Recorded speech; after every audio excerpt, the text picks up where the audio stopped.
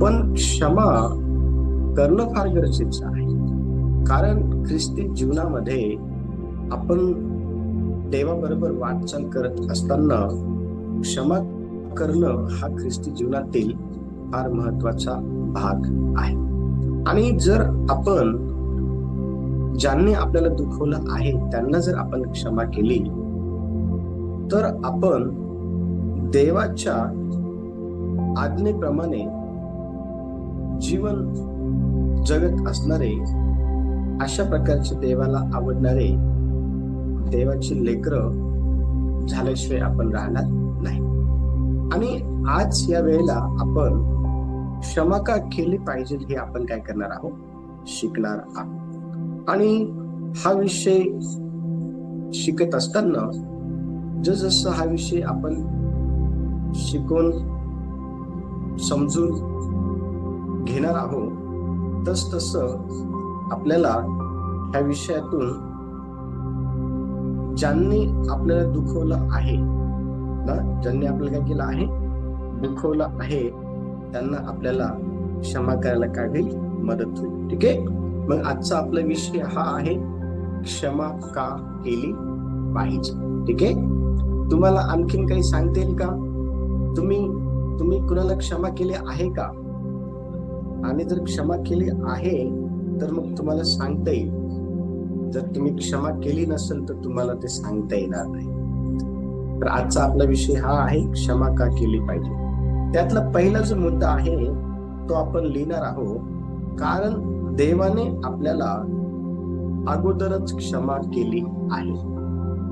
आपला आजचा विषय हा आहे, क्षमा का केली पाहिजे. त्याच्यातला जो पहिला मुद्दा आहे तो हा आहे, कारण देवाने आपल्याला अगोदरच क्षमा केली आहे. आणि यासाठी आज आपण वचन वाचणार आहोत, कलसीकराचं पत्र 3रा अध्याय आणि वचन 13 आपण काढू यावेळेला. आणि त्या वचनामध्ये क्षमे संदर्भात काही लिहिलं आहे ते आपण वाचणार आहोत.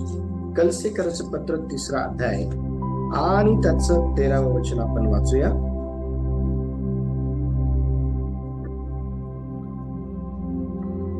एकमेकांचे सहन करा आणि कोणाविरुद्ध कोणाच्या गाढाने असल्यास आपसातात क्षमा करा, प्रभूने तुम्हाला क्षमा केली तशी तुम्ही करा. Very good.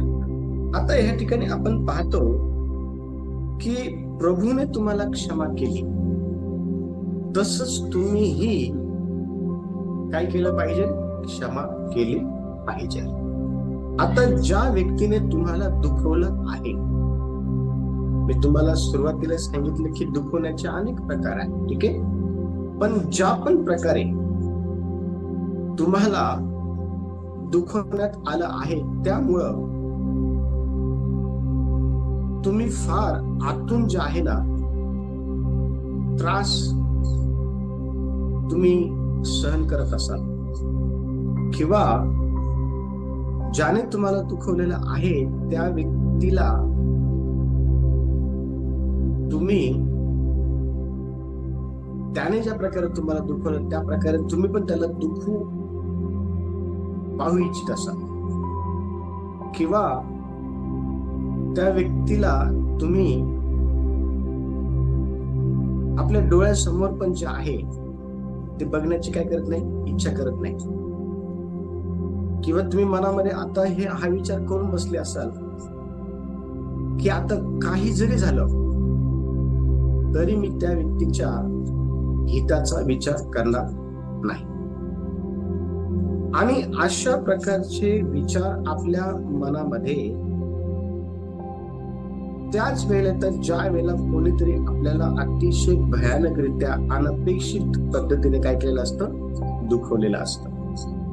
आता विचार करा, ख्रिस्ती जीवन जगत असताना आपल्या जीवनामध्ये आपण क्षमा करण्याची जी काही देवाकडनं प्राप्त झालेली वृत्ती आहे ती ठेवली पाहिजे. आणि देवाचं वचन अतिशय स्पष्टपणे या ठिकाणी आपल्याला कलसीकराच्या पत्राच्या 3ऱ्या अध्यायाच्या 13व्या वचनाच्या ब भागामध्ये असं म्हणत आहे की प्रभूने तुम्हाला क्षमा केली. आता जर प्रभूने आपल्याला क्षमा केली नसती तर प्रभू ह्या ठिकाणी आपल्याला हे म्हटलं नसतं की तुम्ही क्षमा करा. आता प्रभूने अगोदर आपल्याला क्षमा केली असल्या कारणामुळं तो आपल्याकडनं देखील त्याच गोष्टींची अपेक्षा करतो ज्या गोष्टी त्याने केलेल्या आहेत. मग ह्या ठिकाणी मला तुम्हाला हे सांगायचं आहे की येशू ज्या वेळेला आपण प्रभू येशू ख्रिस्ताच्या जीवनाविषयी लूका सुवर्तमानाचे पुस्तक 23वा अध्याय आणि वचन 34 आपण वाचतो ना, तर त्या वचन 34 मध्ये अतिशय निर्दयरित्या प्रभू येशू ख्रिस्ताला वधस्तंभावरती खेळण्यात आलं होतं. अतिशय क्रूरतेने त्याच्या बरोबर वागणूक जी आहे ती करण्यात आलेली होती. अतिशय अनपेक्षित पद्धतीने त्याच्या जीवनामध्ये त्याने त्रासाचा, छळाचा, लज्जेचा, अपमानाचा सामना त्या ठिकाणी केलेला होता. आणि इतकं सर्व येशूने सहन केल्यानंतर पण येशूच्या मनामध्ये ज्यांनी त्याचा अपमान केला, ज्यांनी त्याला छळलं, ज्यांनी त्याची निंदा केली, ज्यांनी त्याच्या हातापायामध्ये खेळ ठोकले, ज्यांनी त्याचे कपडे त्याच्या शरीरातून काढून घेतले, ज्यांनी त्याची थट्टा केली, अशा सर्वांबद्दल येशूच्या मनामध्ये क्षमेचं हृदय आहे. क्षमा करण्याचा स्वभाव येशूमध्ये आहे. आणि बघा, येशू लूका सुवर्तमानाच्या 23व्या अध्यायाच्या 34व्या वचनामध्ये काय म्हणत आहे पहा. तेव्हा येशू म्हणाला, हे बाप्पा, त्यांना क्षमा कर, कारण ते काय करतात हे त्यांना समजत नाही. ते काय करतात? येस. नंतर त्यांची वस्त्रे आपसात वाटून घेण्यासाठी त्यांनी चिठ्ठ्या टाकल्या.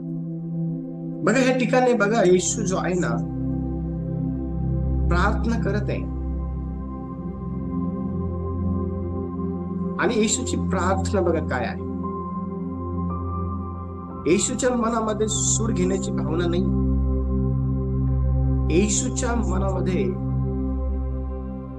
ज्या लोकांनी त्याला त्रास दिला, ज्या लोकांनी त्याला वधस्तंभावरती खेळलं, ज्या लोकांनी त्याचा अपमान केला, ज्या लोकांनी त्याची निंदा केली, ज्या लोकांनी त्याला छळलं, त्या लोकांबद्दल येशूच्या मनामध्ये राग नाहीये, द्वेष नाहीये, मत्सर नाहीये, बदला घेण्याची भावना नाहीये, सूड घेण्याची भावना नाही येशूच्या अंतःकरणामध्ये. येशूची प्रार्थना बघा काय आहे. येशू पहिली गोष्ट त्या ठिकाणी त्या लोकांनी त्याच्याबरोबर केलेल्या सर्व प्रकारची जी काही अतिशय क्रूर वागणूक आहे ती त्याने सहन केली. आणि त्याने त्याच्या पित्याकडे प्रार्थना केली. त्याने कंप्लेंट नाही केली, त्याने त्याच्या पित्याकडे निंदा केली नाही. म्हणजे एखादा व्यक्ती जर आपल्या बरोबर जर वाईट वागला, आपला अपमान केला, आपल्याला बरं वाईट बोलला आणि त्यामुळे आपण दुखवलं जातं, तर आपण लगेचच त्या व्यक्तीची निंदा किंवा त्याची चुकली किंवा त्याच्याबद्दल वाईट आपण इतरांना सांगतो, बोलतो. येशूने तसं काही केलं नाही. येशूने फक्त त्याच्या पित्याकडं प्रार्थना केली. आणि त्याची प्रार्थना काय आहे पहा. तो या ठिकाणी म्हणत आहे की हे बापा, त्यांना क्षमा कर, कारण ते काय करत आहेत त्यांना समजत नाही. अनेक वेळा अज्ञानतेमध्ये लोक हे बोलून जातात, आपला अपमान करून जातात, आपलं बरं वाईट म्हणतात. ज्या गोष्टींची अपेक्षा कधी आपण केलेली नसते अशा प्रकारची वागणूक लोक आपल्या बरोबर करतात. त्यावेळेला आपला स्वभाव किंवा आपले विचार किंवा आपली जी वागणूक आहे त्या लोकांबरोबर कशी असायला पाहिजे हे आपल्याला येशूच्या जीवनातून ह्या वेळेला शिकायला मिळत आहे. येशू सारखा अपमान आपला झालेला नाहीये, येशू सारखा छळ आपला झालेला नाहीये, येशू सारख्या अतिशय भयानक त्रासातून जे आहे ना आपल्याला जावं लागलेलं नाहीये. जर येशू हा इतक्या भयानक अशा त्रासातून वधस्तंभाच्या मरणाचा गेला आणि त्यावेळेला त्याच्याकडं क्षमा करण्याचा स्वभाव होता, त्यावेळेला त्याच्याकडं पित्याकडे प्रार्थना करण्याचा स्वभाव होता, त्यावेळेला त्याच्याकडे सहन करण्याचा सहनशीलता मध्ये होती, तर मग येशूची इच्छा ही आहे की आपण देखील अशाच प्रकारे आपल्याला त्रास देणाऱ्या लोकांबरोबर आपण वागलं पाहिजे. पण आपण वागत नाही, आपण वागत नाही. मी देखील या फेज मधून गेलो आहे. माझ्याबरोबर देखील अतिशय भयानक रित्या घाणेरडी पॉलिटिक्स करून जे आहे चुकीचं वागलेत लोक, आणि जे वागले ना त्यांच्याकडनं अशी अपेक्षा मुळीच नव्हती की हे माझ्याबरोबर असे वागतील म्हणून, पण ते त्याच्याने वागले आणि त्यांना क्षमा करणं हे माझ्याकरता कठीण होतं. कारण त्यांची वागणूक ही माझ्या आध्यात्मिक जीवनावरती हल्ले करणार होती. त्यांची वागणूक ही माझ्या वैयक्तिक जीवनावरती हल्ला करणार होती. त्यांची वागणूक ही मला अपमानित करण्याची होती. त्यांची वागणूक ही मला खाली दाखवण्याची होती. त्यांची वागणूक ही सूड घेण्याची होती. त्यांची वागणूक ही माझ्या परिवाराला डॅमेज करणारी होती. त्यांची वागणूक ही माझ्या सेवेला डॅमेज करणारी होती, माझ्या प्रतिमेला डॅमेज करणार होती, आणि त्यांनी तसं केलं. त्यांना क्षमा करणं माझ्याकरता कठीण होतं. मी त्यांना क्षमा करू शकत नव्हतं, कारण त्यांच्याविषयी माझ्या मनामध्ये द्वेष होता, मत्सर होता, राग होता. त्यांच्याविषयी चांगल्या गोष्टी मी बोलत नव्हतो. पण एका स्टेजवरती देवाच्या आत्म्याने माझी भेट घेतली आणि म्हटलं की तू त्यांना क्षमा कर. आणि त्या लोकांकडे मी गेलो, त्यांना बोललो तुमच्याबद्दल माझ्या मनामध्ये राग होता, द्वेष होता, मत्सर होतं, मला क्षमा करा. मी माझ्या बाजूने तुमची क्षमा मागितली. लक्षात द्या, ज्या वेळेस तुमचं कोणीतरी वाईट करत नाही हेतुपुरस्सर किंवा ज्या वेळेला कोणी तुम्हाला त्रास देतं, तुम्हाला बरं वाईट म्हणतं, तुम्हाला अपमानित करतं, ज्या गोष्टी अपेक्षित नसतात त्या प्रकारच्या गोष्टी कोणीतरी तुमच्यासोबत बोलतं, मग ते तुमच्या जवळचे लोक असू शकतील, तुमच्या घरातले लोक असू शकतील, तुमचे मित्रमंडळी असू शकतात. त्या वेळेला तुम्ही जे आहे ना, लक्ष द्या, तुम्ही त्यांना क्षमा केली पाहिजे. आणि हे कठीण आहे, पण लक्ष द्या, देवाचं वचन अतिशय स्पष्टपणे आपल्याला हे सांगतं. एक गीतकार असं म्हणतो, जब मैंने सोचा कि असंभव है तब प्रभु यीशु ने मुझसे कहा, असंभव को संभव करने वाला मैं तेरे साथ हूं. लक्ष द्या, ज्यावेळेस तुम्हाला असं वाटतं की देवा, ज्या लोकांनी माझा अपमान केला, ज्या लोकांनी मला त्रास दिला, जे लोक मला बरं वाईट म्हटले, ज्यांनी माझी निंदा केली, ज्यांनी मला अपमानित केलं, ज्यांनी स्वतःच्या फायद्यासाठी माझं नुकसान केलं, अशा लोकांना मला क्षमा करता येत नाहीये. मला क्षमा करण्याचं हृदय दे, परमेश्वर देव तुम्हाला ते देईल. क्षमा करणं गरजेचं. लक्ष द्या, मनामध्ये कुणाविषयी काही एक ठेवलं, त्याच्याने नुकसान आपलं होतं. याचा अनुभव मी घेतलेला आहे, याचा जिवंत अनुभव मी घेतलेला आहे. नुकसान आपलं होतं, आपले आध्यात्मिक जीवन खराब होतं, आपलं देवावरचं नातं खराब होतं, आपल्या जीवनावरती परिणाम होतो, आपल्या परिवारावरती परिणाम होतो, आपल्या मानसिकतेवर त्याचा परिणाम होतो, आपल्या नातेसंबंधावरती जो आहे ना, देवाच्या आणि परिवारातील लोकांना, त्याच्यावरती परिणाम होतो.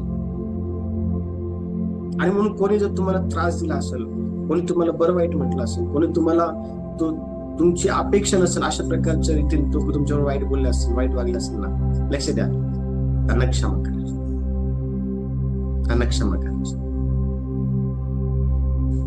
त्यांना क्षमा करा. येशूने त्यांना क्षमा केली आणि येशू आपल्याकडनं देखील हीच अपेक्षा करत आहे की आपण त्यांना क्षमा केली पाहिजे.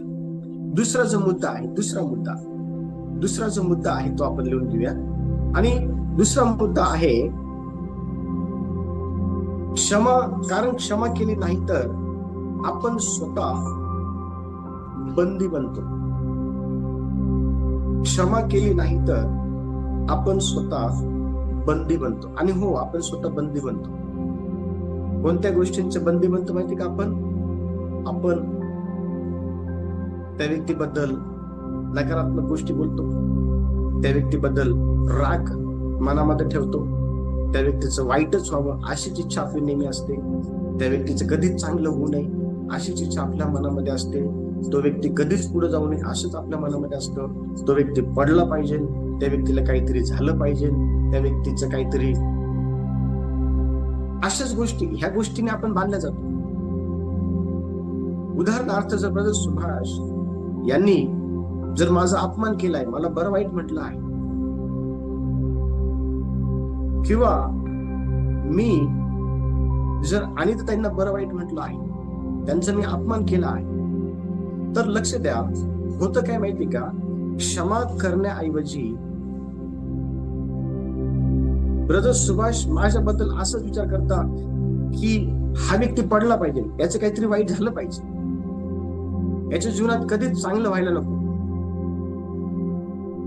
लक्ष द्या, अशाच प्रकारच्या वाईट गोष्टींनी आपण बांधले जातो आणि शैतान आपल्याला बांधून टाकतो.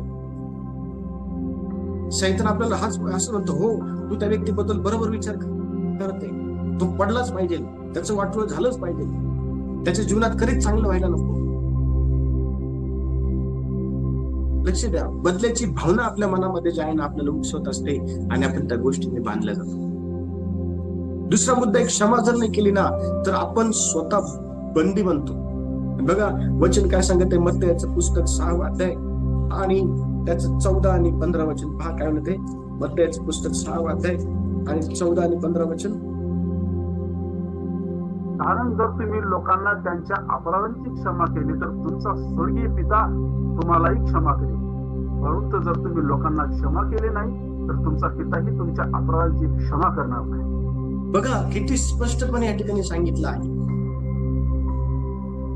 देवाने आपल्याला क्षमा करावी म्हणून आपण इतरांना क्षमा केली पाहिजे. कुणाला क्षमा करायची? आपण ज्यांनी आपलं वाईट केलं आहे, ज्यांनी हेतुपुरस्सर आपल्याला त्रास दिला आहे, ज्यांनी स्वतःच्या फायद्यासाठी आपला अपमान केला आहे, आपल्याला दुखवलं आहे, आपल्याला ठेच पोहोचवली आहे, ज्यांनी स्वतःला इतरांसमोर चांगलं दाखवण्याकरता आपल्या बदनामी केलेल्या आहे, आपल्याला अपमानित केलेलं आहे, अशा लोकांना अगोदर आपण क्षमा केली पाहिजे. तर देव म्हणत या ठिकाणी की मी तुम्हाला क्षमा करेन. जर आपण क्षमा नाही केली तर आपल्याला पण क्षमा होणार नाही ना. मग आपल्याला क्षमा व्हावी म्हणून आपण अगोदर ज्यांनी आपलं वाईट केलेलं आहे त्यांना आपण क्षमा केली पाहिजे. आणि बघा वचन अतिशय स्पष्टपणे हे सांगत आहे, परंतु जर तुम्ही लोकांना क्षमा केली नाही तर तुमचा पिताही तुम्हाला क्षमा करणार नाही. आणि ही गोष्ट येशूला माहिती होती.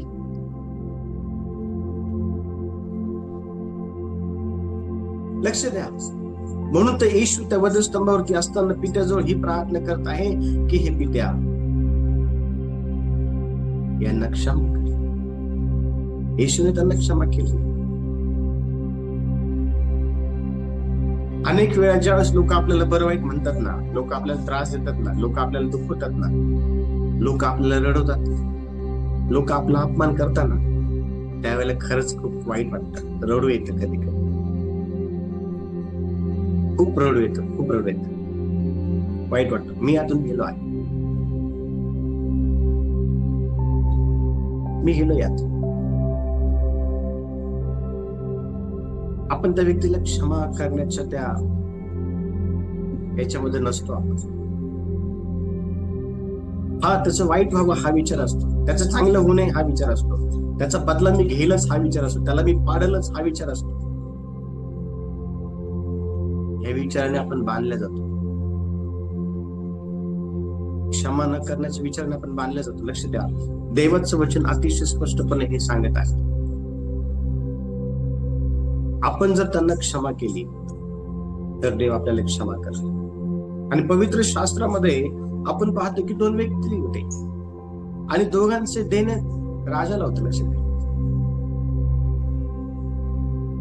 एकाला खूप मोठं कर्ज फेडायचं होतं राजाचं, आणि ज्याला राजाचं कर्ज फेडायचं होतं ना, त्याच व्यक्तीचं त्याच्या सोबतीच्या दासाला कर्ज दिलं होतं त्यांनी.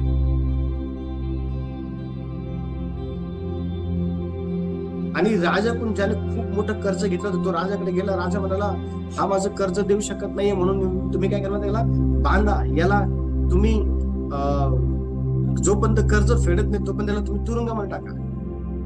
आणि तो राजाकडे गयावाया करून म्हणाला, राजा मला क्षमा कर, मला संधी दे.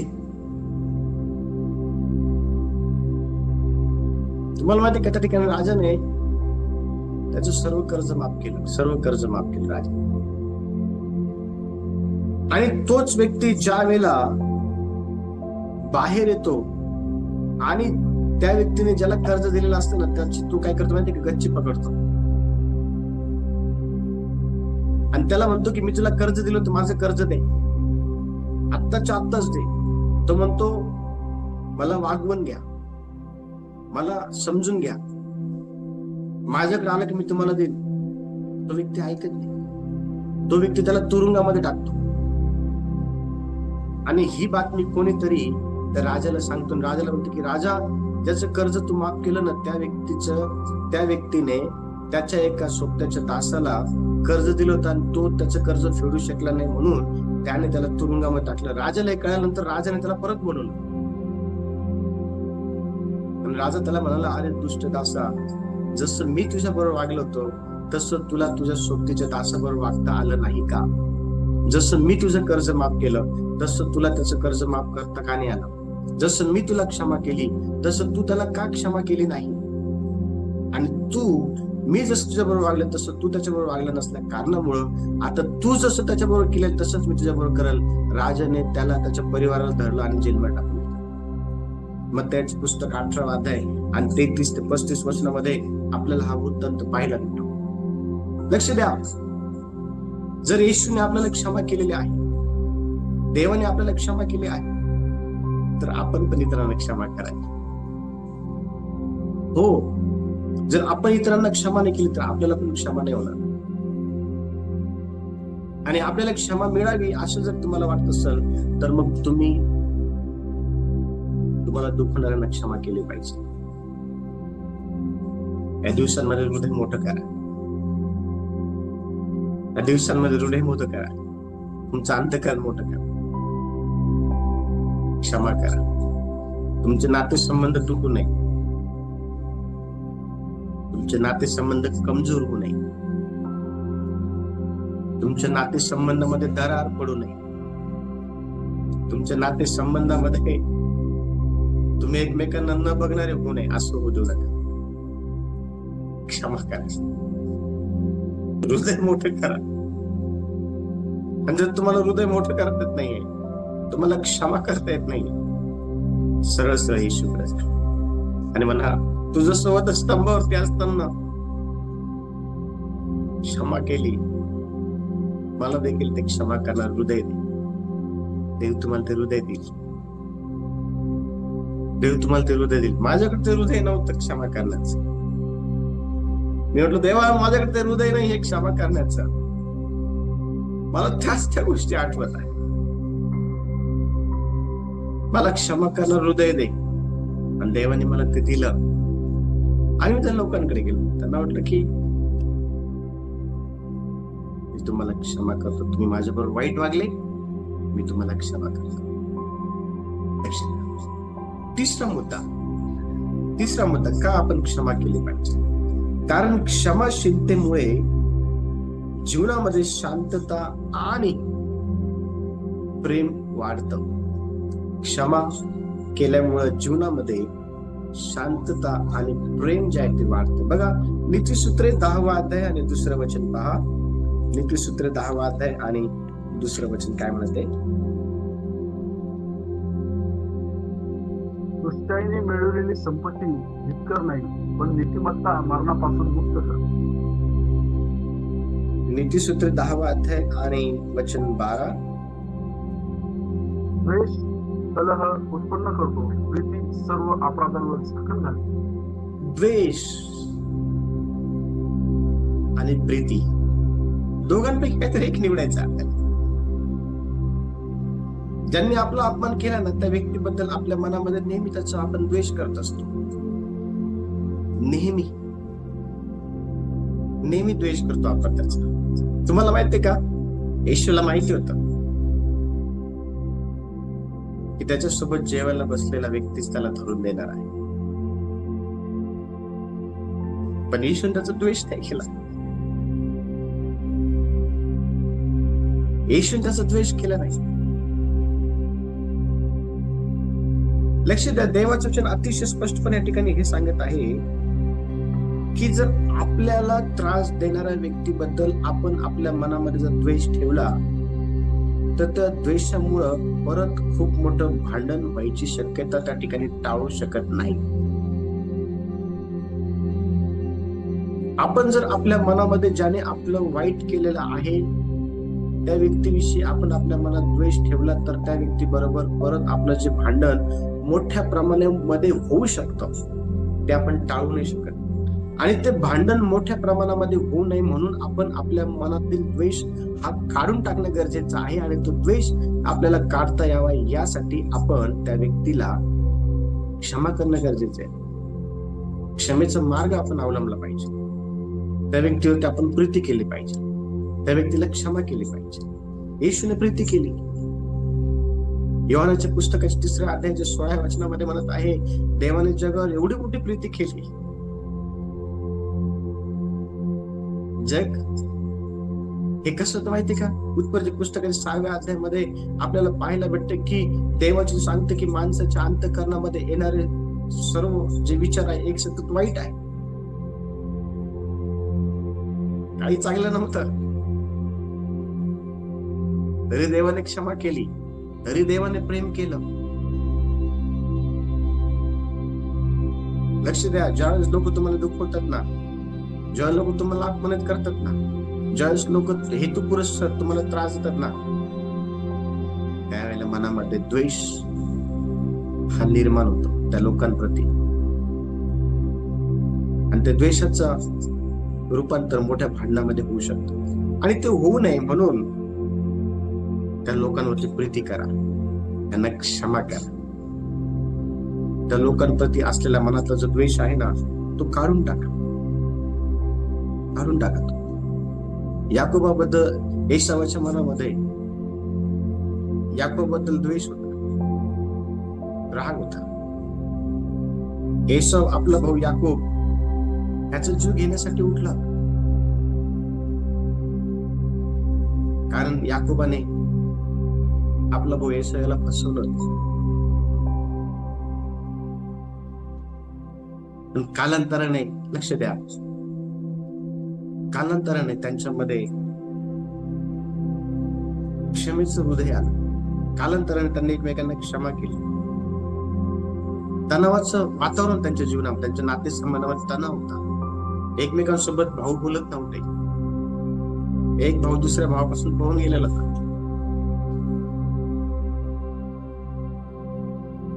आपल्याबरोबर असं नको व्हायचं. लक्ष द्या, या जगामध्ये राहत असताना देवाला आपण म्हटलं की देवा मला शुद्ध हृदय दे. देवाला आपण म्हटलं की देवा मला क्षमा करणार हृदय दे. देवाला आपण म्हटलं की देवा मला प्रीती करणार हृदय दे. देवा, जे माझा अपमान करतात, जे मला बरं वाईट म्हणतात, त्यांच्याविषयी चांगलं बोलणार हृदय मला दे, चांगले विचाराचार मला दे. देव तुम्हाला ते दिल चर्च. देव तुम्हाला ते देईल. आणि देवाकडे ते हृदय आहे, देवाकडे ते हृदय आहे आणि तो तुम्हाला देईल. परमेश्वर देव हा कठोर जे हृदय आहे ना, ते मांसमय करण्याची ताकद ठेवतो. त्याच्याकडे ते सामर्थ्य आहे. आणि देवाला देवा मला हे हृदय दे, देव तुम्हाला ते हृदय देईल. चौथा जो मुद्दा आहे तो हा आहे क्षमा न केल्याने मनामध्ये कटुता राहते, कटुता, कडूपणा. क्षमा न केल्यामुळे जर ब्रदर सुभाष यांनी मला क्षमा केली नाही तर त्यांच्या मनामध्ये माझ्याविषयी कटुता राहील. जर अनिताताईंना मी जर क्षमा केली नाही तर त्यांच्याविषयी माझ्या मनामध्ये कटुता राहील. आणि ही कटुता मला त्यांच्याविषयी त्यांची निंदा करण्याकरता, त्यांची चुगली करण्याकरता, त्यांना वाईट बोलण्याकरता मला ती उकसवत राहील नाही. आणि म्हणून लक्ष द्या, क्षमा करणं गरजेचं आहे अशासाठी की मनामध्ये कटुता नाही राहा. बघा वचन काय सांगत, इफिसकराचं पत्र 4 अध्याय आणि वचन 31 बघा काय म्हणते. इफिसकराचं पत्र 4 अध्याय आणि वचन 31. सर्व प्रकारचे कडूपण, संताप, क्रोध, गलबला व निंदा ही अवघ्या दुष्टपणासह तुमच्यापासून दूर करण्यात येऊ. ज्यावेळेला लोक आपला अपमान करतात, आपल्याला वाईट बोलतात, आपल्याविषयी षडयंत्र करतात, आपल्याला फसवतात, आपल्याला अपमानित करतात, त्यावेळेला त्या लोकांबद्दल आपल्या मनामध्ये कडूपणा येतो.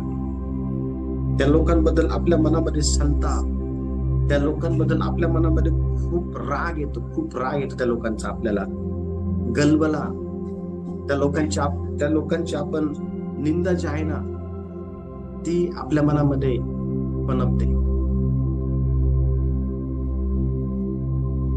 लक्ष द्या चर्च, आजच्या संध्याकाळच्या वेळेला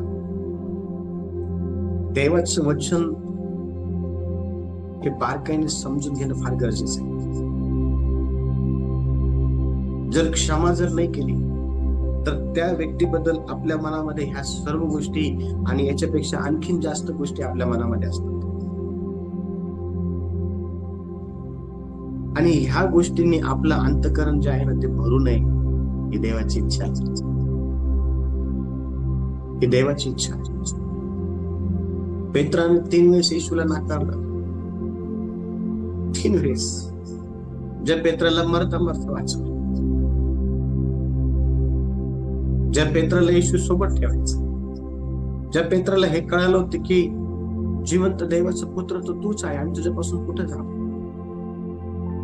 त्या पेत्राने येशूला धोका दिला. त्या पेत्राने येशूला 3 वेळेस नाकारलं. तो म्हटला मी या व्यक्तीला ओळखत नाही. तो ओळखायचं पण खोटं बोलला. त्याचा त्याने अपमान केला, त्याला त्याने धिक्कारलं. जीवनाच्या प्रभूचा नाकार त्याने केला.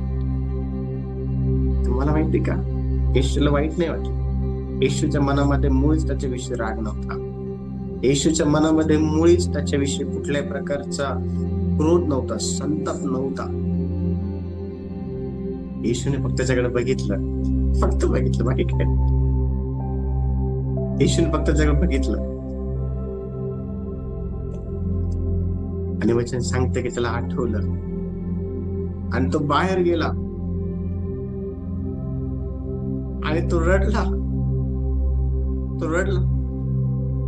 लक्ष द्या, ज्यांनी तुमचा अपमान केला आहे, ज्यांनी तुमचं वाईट केलं आहे, जे तुम्हाला बरं वाईट म्हणतात,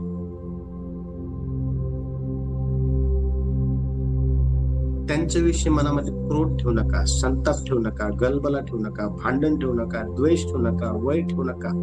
फक्त त्यांच्याविषयी क्षमा ठेवा, त्यांच्याविषयी प्रेम ठेवा. देव त्यांना बदलल. देव त्यांना त्यांच्या चुकीची जाणीव करून देईल. देव जो आहे ना, लक्ष द्या, देव त्यांना बदलल. तुमचं काम आहे त्यांना क्षमा करणं. तुमचं काम आहे त्यांच्यावरती प्रीती करणं. तुमचं काम आहे तुम्हाला जो देव कळालेला आहे ना त्याचा स्वभाव त्याला दाखवा. हो, तुमचं हे काम आहे. तुम्ही हे केलं पाहिजे. हीच अपेक्षा देवाची आहे. हीच अपेक्षा देवाची. देवाचं वचन अतिशय स्पष्टपणे सांगतं. उत्पत्तीचं पुस्तक ज्यावेळेस आपण वाचतो 4 अध्याय 3 ते 8 वचनामध्ये, त्या ठिकाणी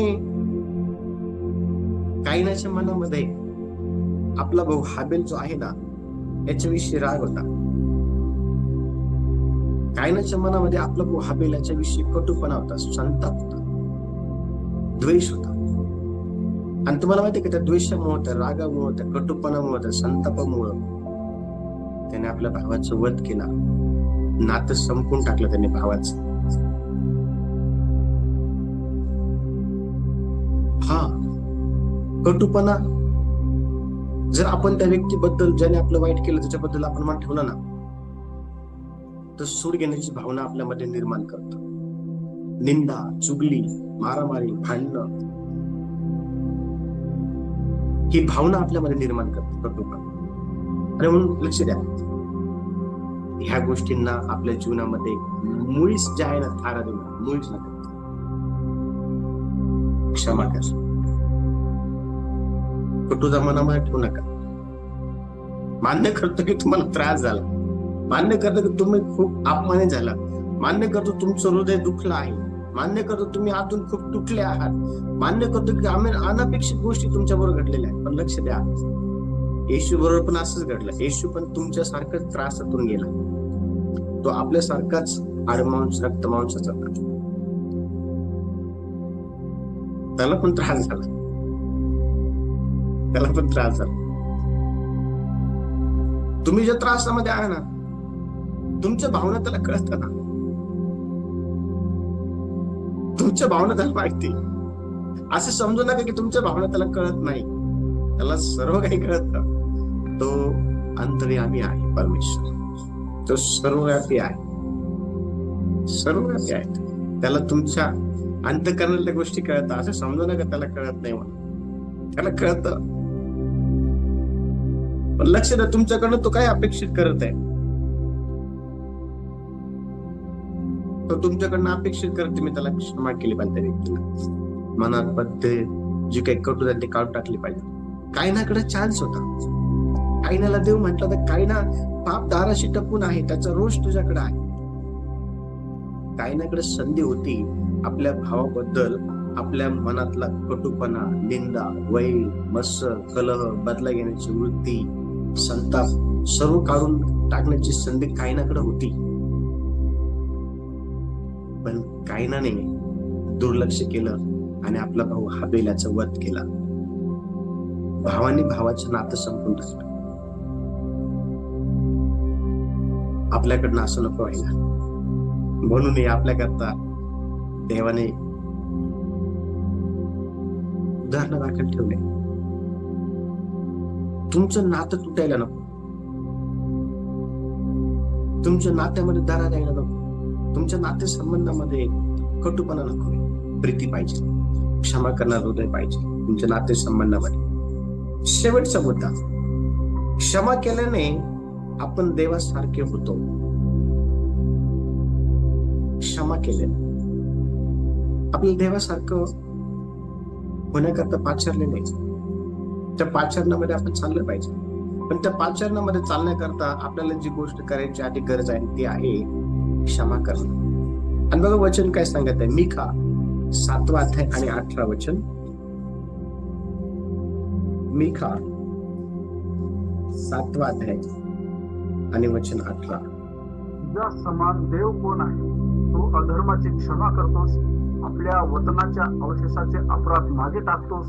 तो आपला राग सर्व काळ मनात ठेवणार नाही, कारण त्याला दया करण्यात आनंद वाटतो. Very good.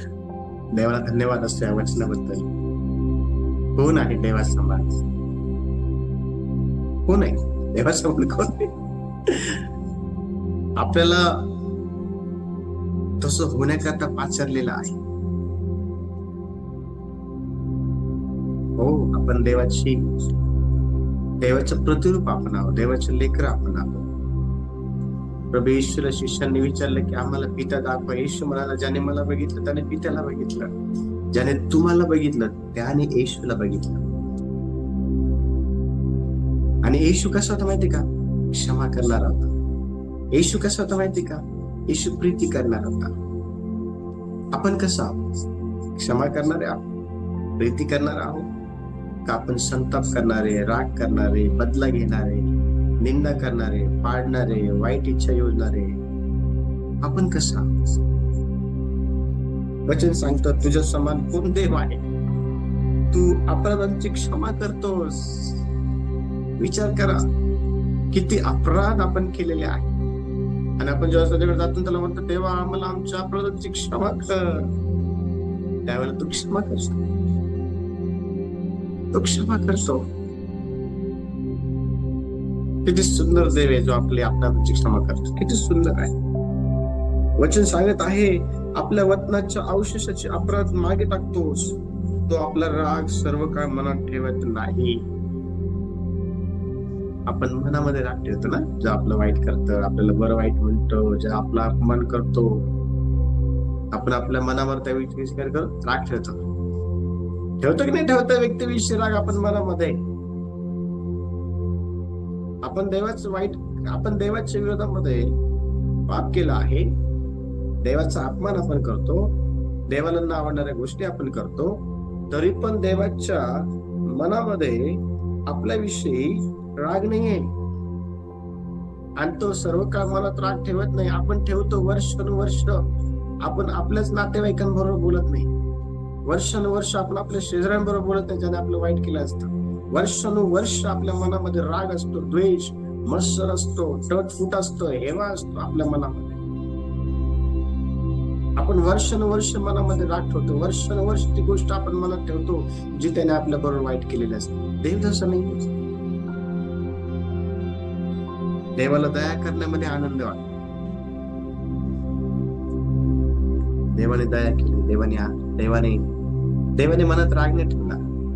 लूका शुभवर्तमानच्या पुस्तकाच्या 15व्या अध्यायामध्ये 11 ते 32 वचन ज्यावेळेस आपण वाचतो ना, त्या ठिकाणी एक उधळा पुत्र होता. बापाने कमवलेली संपत्ती त्याने उडवून टाकली. बापाला जिवंतपणे सोडून निघून गेला.